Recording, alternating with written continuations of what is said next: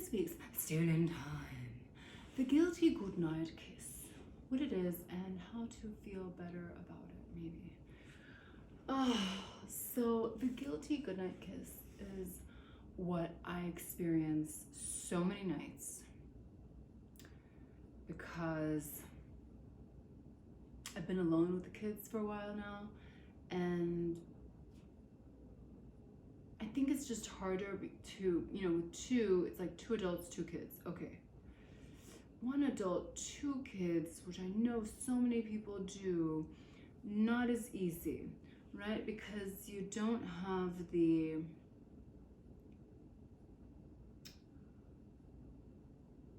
attention. It's the attention and the presence, I think, that the kids need is just more of a challenge, at least for me. So when I say goodnight to them and they're in bed, I feel kind of heartbroken lately. Like, I give them kisses and I tell them I love them, and really what I'm thinking is, I'm so sorry that I fucking sucked ass today, and good night. I'm sorry I sucked, good night. And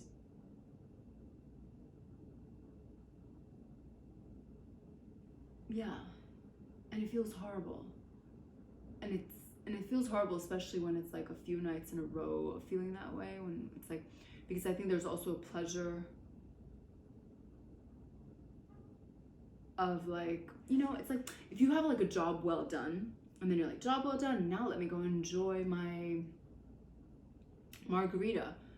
But if you kind of slacked at work or something, or like underperformed or got criticized or whatever, I don't really know, it's not like I know work culture that well, a traditional work culture, then are you really going to enjoy that margarita as much, or is it going to be a guilty margarita?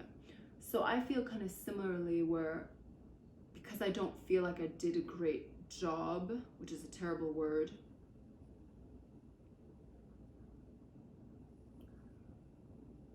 I feel guilty about being happy that the day is over with them, because I've been so shitty. It's like, I'm so glad you guys are not with me anymore.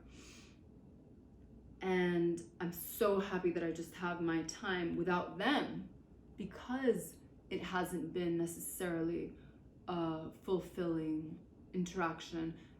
Always with moments, always. And I think that's probably what's so important to remember, or that's really what gets me through it. It's like, it's not 100%, right? It's not 100% a wonderful afternoon. It's not a 100% crappy evening. Like, finding the times, the moments that we're okay, reminding myself, because I tend to be very like all or nothing. But it's not easy. So I feel bad that I kind of am happy that they're going to sleep. Bad because I can't really enjoy my night, because I don't feel like it's well deserved. And my friend told me a while ago, which I've probably said in some other episode, but he's like, remember, parenting is not a race. No, it's not a sprint, it's a marathon. And I feel like that's just like, that's right. It's not a sprint, it's a marathon. It's one day. It's one day. They're alive, they're healthy, they ate, they're going to sleep feeling okay. Like, it's okay. I mean, I have to tell myself that to make myself feel better. Do I really believe it? Sort of. And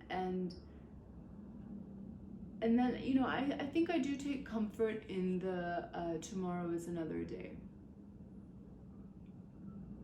And they probably help the kids, because they're so in the present that they forgive. They're willing, they're like willing to.